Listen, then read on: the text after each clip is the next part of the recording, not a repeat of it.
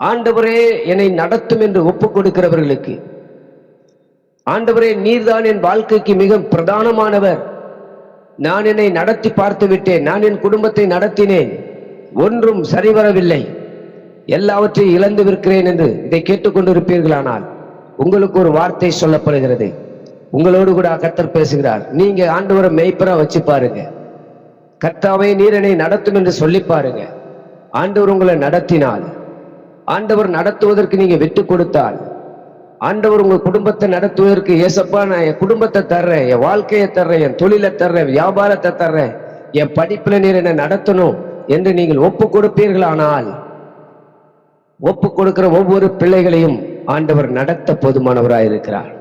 அவர் புல்லுள்ள இடங்களிலே நடத்துவார், அமர்ந்த தண்ணீர்களிலே நடத்துவார், மரண இருளிலே நடத்துவார், அவர் கூட இருந்து நடத்துவார்.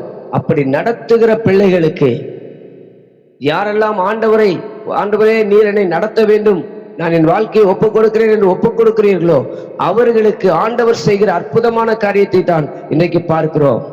விரோதிகளுக்கு முன்பாக, வெறுக்கிறவர்களுக்கு முன்பாக, போராடுகிறவர்களுக்கு முன்பாக, நம்மை அழிக்க நினைக்கிறவர்களுக்கு முன்பாக நம்மை வாழ வைத்து உயர்த்துகிற ஒரு ஆண்டவர் இருக்கிறார். ஆமென், அல்லேலூயா.